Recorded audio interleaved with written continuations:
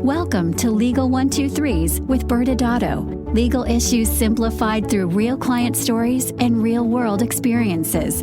Creating simplicity in 3, 2, 1. Welcome back to another episode of Legal 123s with ByrdAdatto. I'm your host, ByrdAdatto, with my co-host, Michael Byrd. As a business and healthcare law firm, we meet a lot of interesting people and learn their amazing stories. Brad, our clients commonly come to us with the latest word on the street that they heard from a friend. This season, we'll talk about stories with a common legal urban legend and seek to either prove or disprove the legend. This season's theme is fake or real. Now, Michael, I was thinking we should do a TV show review first before we really get going. We can discuss like The Love Boat or maybe Fantasy Island, and then we can determine are they fake or real. I had so much hope, Brad. For our YouTube audience sees you all pretty with your suit and tie on today. Sir. Thank you. And I was like, okay, today is going to be a different day. But no, it's not. We are talking about old TV shows again. I wish I could receive instant feedback from our audience as to how many have even heard of the shows you just referenced. And for context, audience, these are both shows, both Love Boat and Fantasy Island, that originally aired in the 70s and may have trickled into the 80s. Okay, this is not on me, Michael. You opened Pandora's box earlier this season when you wanted to talk about the Partridge Family. Okay, well, just give me a second. I need to add on my decisions I regret list Oh, no. talking about the Partridge Family. Oh, well. Okay. So when you mentioned the Love Boat, it did remind me of an article I read recently. I think we discussed this on a prior show, but are you a cruise person? I'm not an anti-cruise person. I've only done really one cruise in Alaska, but I would do it again. Okay, yeah, I kind of remember that. Well, What about you? I've never been on a cruise, and I don't have a big desire to do so. I would try it if my wife wanted to go on one, but she's kind of apathetic as well. So, when we're planning our trips, cruise is not kind of one of the ideas that comes to mind. Okay. Well, what article did you read, Michael? Okay, Brad. There's an article that discussed a 2-year cruise that goes around the world starting in Florida. Are you sure this is not from the TV show that they get on a 2-hour cruise, not 2 years with a skipper and maybe a deckhand named Gilligan? Okay, so you doubled down from Love Boat and Fantasy Island and now going to Gilligan's Island. Well, I see. Okay. Yes, audience. That also is an old show that originally aired in the 70s. Riley, do you have any idea what we're talking about? She is shaking her head, audience members. Yes. Unfortunately, I know all the theme songs in my brain as you mention them, and I won't sing. Oh, good. And please don't. Okay. So here's some data points about the 2-year cruise, not the 2-hour cruise. So it's a Victoria Cruise Line. It hits 214 ports in 115 different countries and 7 continents. Okay. Well, how big is this ship? The ship will hold 1,000 passengers. It is 750 feet long and 100 feet wide. Okay. So, audience members who aren't really putting the math together, that's like the size of those cargo ships, so it's fairly large. Well, how much will this cost the average person jumping on this boat? So you go on this 2-year cruise. It's going to be $5,119 per month, and it includes the cabin, meals, TV, Wi-Fi, gym, pool, spa, and access to doctors, nurses, and dentists on board. So it's an all-you-can-eat buffet or gourmet meals? Are there any tasty drinks maybe included with that? Well, as someone who's never been on a cruise, what I picture on all cruises is the all-you-can-eat style for all the meals and all-you-can-drink, the all-inclusive vibe. Okay. And that's kind of what I got from this article. I'm not 100%. I did not read the fine print, Brad. Okay. If You you order the hearing. premium Tito's, if that's an extra charge or not. Okay. But I did note that you can actually sign up for a 37-month version, so over 3 years, and that knocks your cost down to $2,400 per month. Yes, Brad, you heard that right. You can live your dream and make it a 3-year cruise. Okay. I'm not sure if that's my dream, but that's a big commitment considering life kind of happens outside of your cruising vacation. I mean, you could lose some serious money, or if you leave too early, or there's death in the family, your kids or grandkids are getting married or graduating. Of course, most importantly, if the Saints are in the Super Bowl, you got to go. I mean, there's a lot could happen. Well, that's not very likely, but never fear, Brad. Okay. According to the article, they have a plan for everything. Oh. Passengers are allowed to take a break, and they can pay 30% of their rent while they're gone if they have to go to a family member wedding, a grandchild being born, et cetera, et cetera. Okay, well, I guess that sounds reasonable, but how does that, what, did someone else get my room? I'd hate to have to unpack and repack. Well, first, I think they'd be afraid to give your room away, so you would just have it locked down. But I feel like they couldn't give your room away because it's a 2-year minimum commitment. Oh, okay. And so I feel like that 30%, locks your room down. Got it. According to the article, about 70% of the passengers are actually choosing the 3-year version. And there was a quote from one person that said, "I'm going to stay on this ship until the day I die." Okay, well, audience members are probably having the same question. It's pretty obvious to me.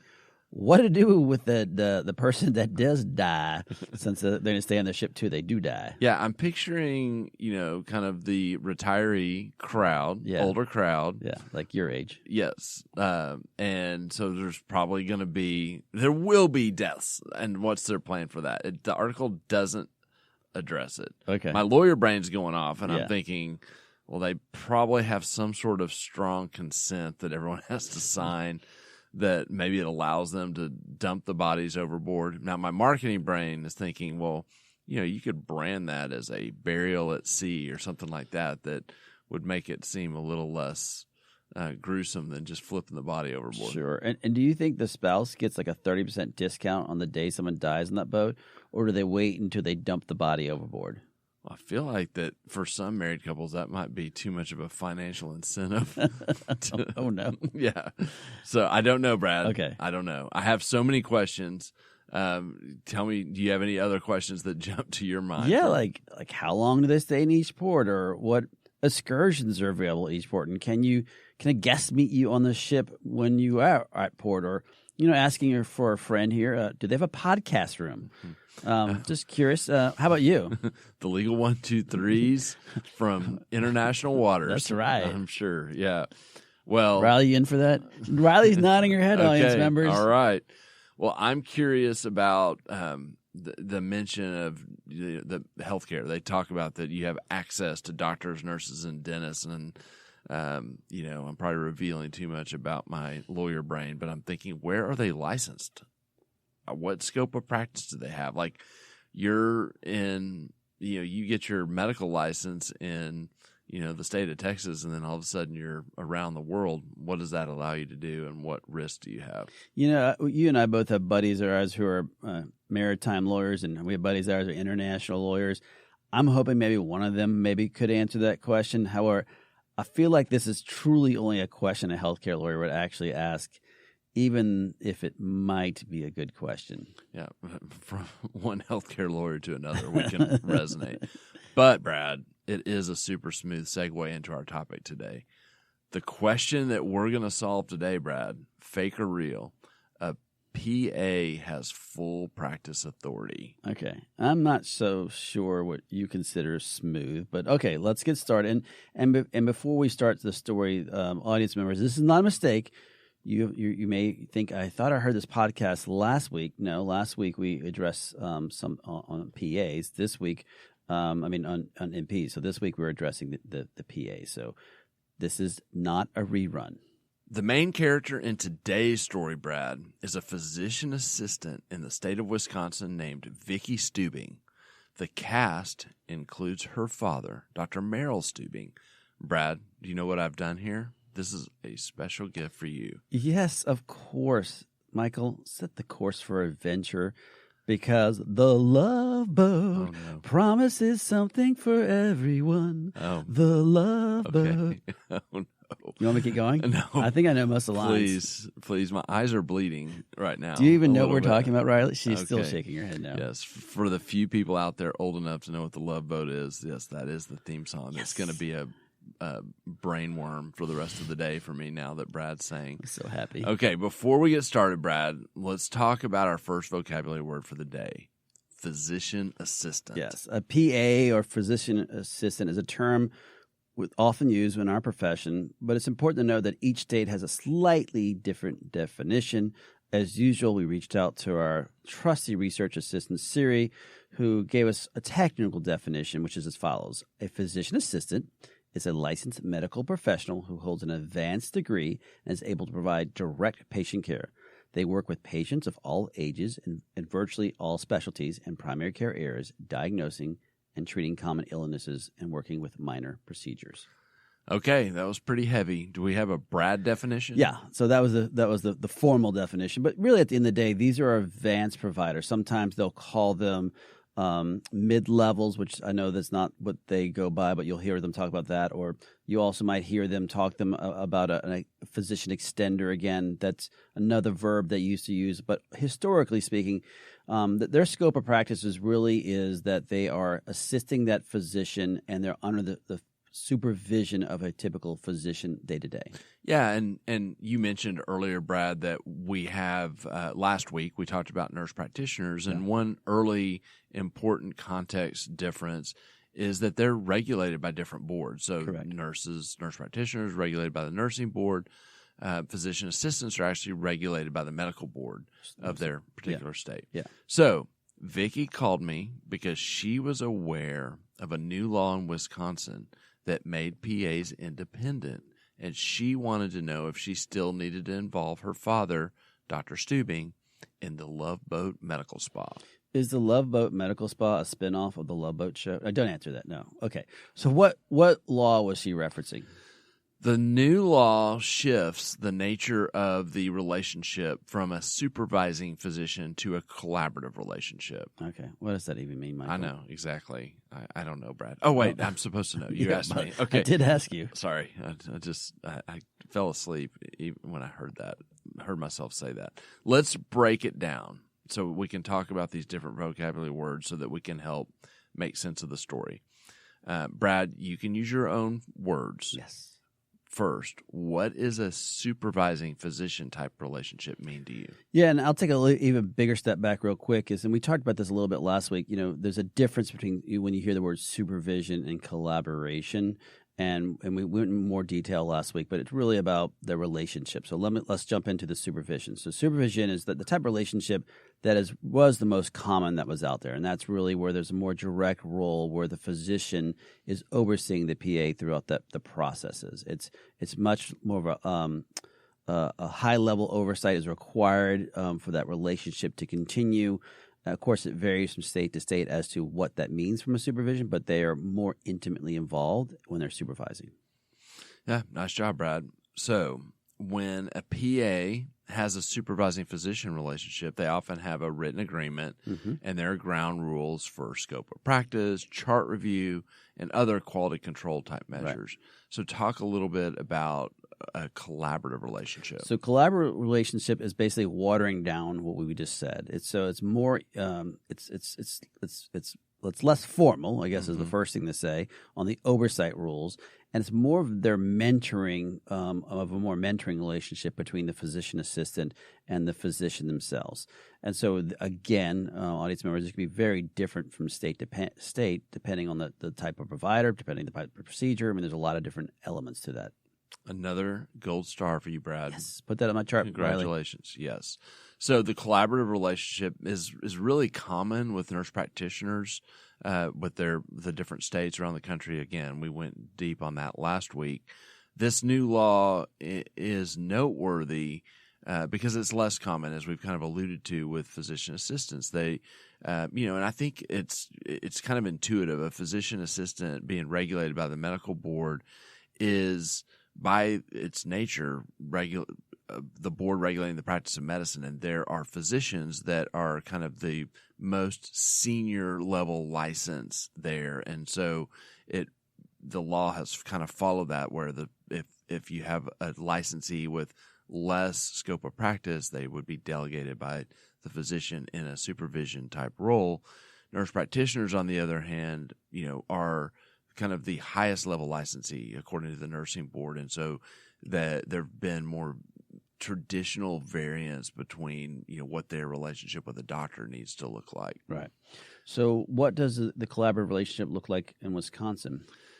So there are limited circumstances where a PA, when employed by a physician practice, may not even need a written collaborative agreement. But that's kind of a limited. So they would only need to kind of designate the supervising physician. In most cases, including the one for Vicky, she would need a written collaborative agreement. All right. Well, what does this collaborative relationship require between the doctor and PA? And again, this is super state specific, and we talked more about this last week, but what collaboration looks like can vary so much. But in this new law in Wisconsin, it really came down to two things, and it was that the collaborating physician had to be reasonably available to the physician assistant, and it could be by telecommunications or electronic means, and it had to be within a medically appropriate time frame, whatever that means. Sure. So that's one thing, is that the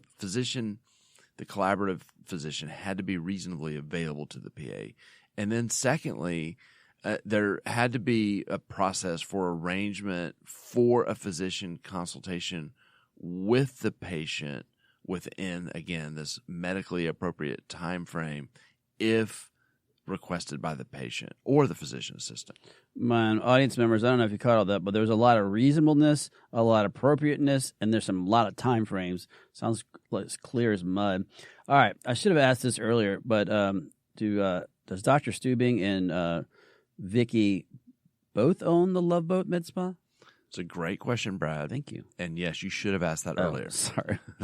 They do both own the medical spa, but only for compliance reasons. Oh. So Vicky was actually calling to see if she could drop her father now that this new law was put in place, and they can have this collaborative relationship. This is her business, and Dad became an owner because the law required it, and so she's like, freedom, and Dad would be cool with dropping ownership if it were allowed. All right. Well, Michael, this obviously is a source for confusion across states. Collaborative relationships gives a ton of autonomy, but it doesn't necessarily mean that they can own a medical practice by themselves. The law in most states that deal with ownership, to your point, Brad, are usually different than the laws that deal with scope of practice. So in this story, Wisconsin has not clearly articulated yet that a PA can own the professional service corporation without the doctor. And so when we dug deep, there are reasons to believe that that's how it will unfold, that ultimately the PA might be able to own, now that they have this collaborative relationship without doctor ownership. The law is not clear on that yet. And so there's risk. And, we talk all the time about what's the risk tolerance of someone. Well, if you are, a PA in this example of our story today in Wisconsin, and you own without the doctor, you're living in the gray zone until the law further unfolds. Yeah, it's a great example of what happens day to day in the grind with healthcare when statutes are modified. And they one changed, it's almost like a domino effect. Does it actually fall into another area? And you're right, it's a gray area at some point. And eventually they will have to make a call based on their risk tolerance. Exactly. And this, Brad, sets up our broader myth across all the states today. Oh. Fake or real, a PA has full practice authority. All right, are you going to tell me, this is the last episode of the season, or do we have to wait to the break? It's fake, Brad. Okay. Now, there are nuances, particularly in states like Wisconsin. All right. Well, let's go to commercial, and on the other side, we'll talk about PA full practice authority. Many business owners use legal counsel as a last resort rather than as a proactive tool that can further their success. Why? For most, it's the fear of unknown legal costs. ByrdAdatto's Access Plus program makes it possible for you to get the ongoing legal assistance you need for one predictable monthly fee. That gives you unlimited phone and email access to the legal team, so you can receive feedback on legal concerns as they arise. Access Plus, a smarter, simpler way to access legal services. Find out more. Visit ByrdAdatto.com today. Welcome back to Legal 123s with ByrdAdatto. I'm your host, ByrdAdatto, with my co-host, Michael Byrd. Michael, this season theme is Fake or Real. And today we talked about Dr. Myrtle Stubing, Vicky Stubing, and the Loveboat Medical Spa. Yes, and audience, after we all recovered from hearing Brad sing, we got to hear the story that started with Vicky Stubing, a physician assistant in the state of Wisconsin, reaching out to us excited because a new law had passed in Wisconsin. And in this new law, they were creating or changing the nature of the required level of supervision from a supervision type relationship to a collaboration type relationship. And it just so happens that her father, Dr. Merrill Stubing, was her supervising physician and the co-owner of the Loveboat Medical Spa. And so as we kind of unpacked this new law, to use this example as an illustration of kind of how PAs are supervised and how the laws can change, we talked about, the evolution of, what a collaborative relationship looks like, and what, in this state, Wisconsin, what that means. And then we talked about ownership and how these scope of practice changes may or may not ultimately impact ownership. And we concluded, and we gave the answer away to the question, fake or real. A PA has full practice authority, and we said it's fake. And we want to kind of unpack that a little bit more, especially since we talked about a story today where arguably a PA is getting super close, but not quite having full practice authority. Yeah. So let's talk about, Brad, the trends with a PA scope of practice around the country. Yeah, and audience members, you may have heard us talk a little about this last week. There are a lot of different states that are reevaluating the nurse practitioners and PAs' abilities to be more autonomous, and what does that mean with their relationship with those physicians? So I'll give you a couple of other states as examples. For example, in Montana, they're considering a bill that would allow physician assistants to practice without any supervision agreement. Now, again, without a supervision agreement doesn't mean they're fully autonomous. Now, Montana is actually following suit with its two neighboring states, North Dakota and Wyoming, who have already basically signed off, basically saying they're, quote, independent. But again, understand that doesn't mean full autonomy. Other states are moving from a supervising relationship to the collaborative relationship. So we talked about that means they're loosening up the rules.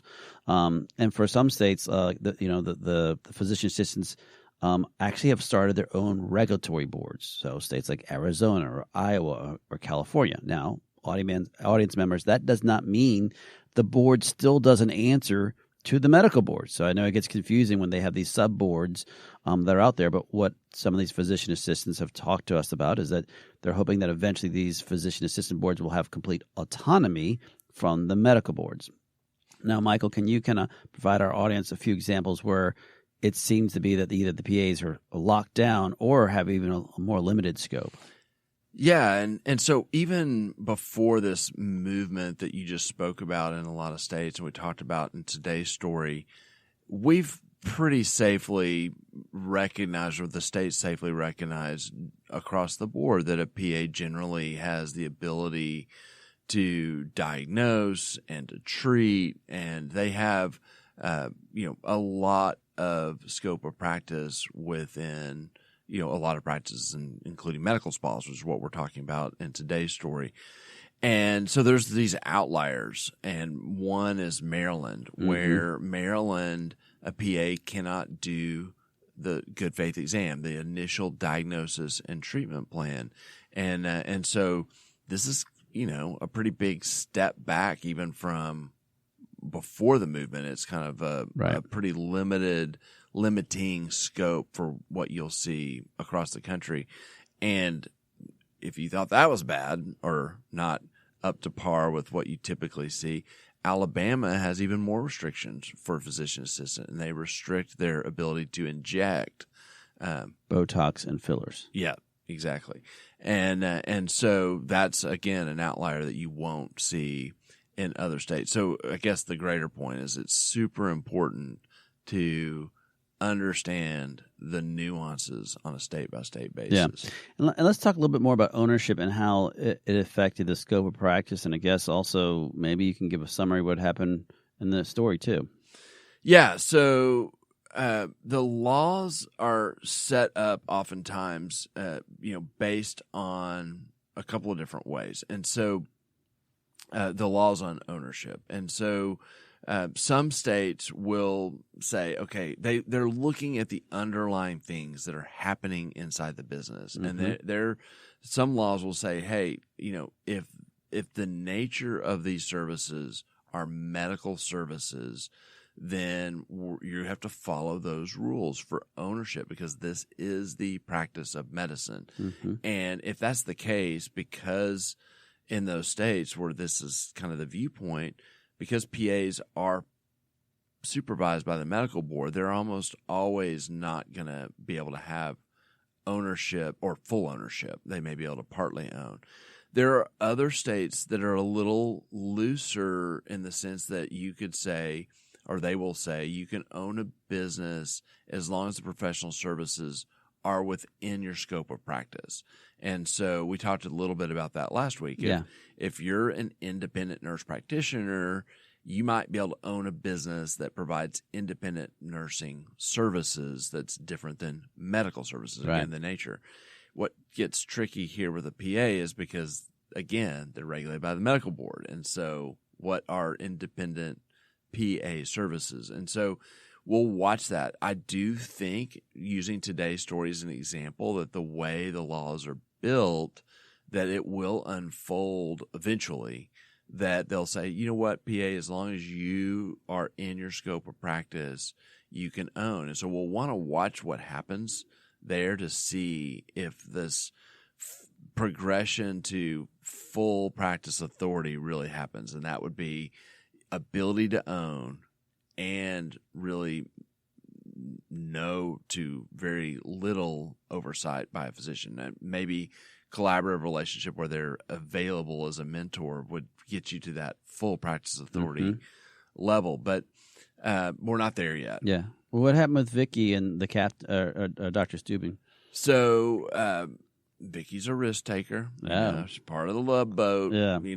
Brad. So she is going to go forward with owning her own business. Dr. Steubing is bailing out, and he will, of course, go forward with the collaborative relationship. Yeah. And so,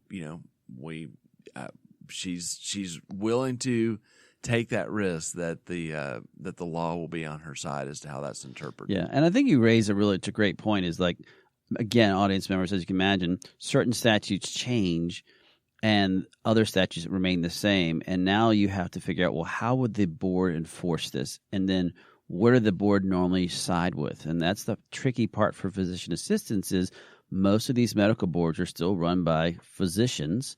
And if the physicians feel like the physician assistant should not have be a competitor and own their own separate practice, of course the board's going to enforce that statutory rules. Or if they're like, no, we're fine with it, then they may be safe. But again, that's a risk. So, Michael, final thoughts. It probably makes sense to all of us if we think that you're on a cruise across 7 different continents, that, what the scope of practice may be for a PA that happens to be on board will be murky at best. What is probably less intuitive is that you can just come to the United States and go across all 50 states, and it's going to be murky. There's going to be differences as to what would happen if you were a PA in one state versus the state next door. All right. Well, audience members, that's all the time we have today. And that's all the time we have for season 13. Goodbye to the age of our humor season. Michael, do we have to be more mature next season since we'll be our 14th season? Well, Brad, I've heard that the human male brain doesn't fully develop till they're 25. It somehow missed us, but no. I think we get to keep being us in season 14. Awesome. Well, friends, we'll see you next Wednesday when we reveal what will be in store for season 14. Michael, I can't wait to find out. Thanks again for joining us today. And remember, if you like this episode, please subscribe Make sure to give us a 5-star rating and share with your friends. You can also sign up for the ByrdAdatto newsletter by going to our website at ByrdAdatto.com. ByrdAdatto is providing this podcast as a public service. This podcast is for educational purposes only. This podcast does not constitute legal advice, nor does it establish an attorney-client relationship. Reference to any specific product or entity does not constitute an endorsement or recommendation by ByrdAdatto. The views expressed by guests are their own, and their appearance on the program does not imply an endorsement of them or any entity they represent. Please consult with an attorney on your legal issues.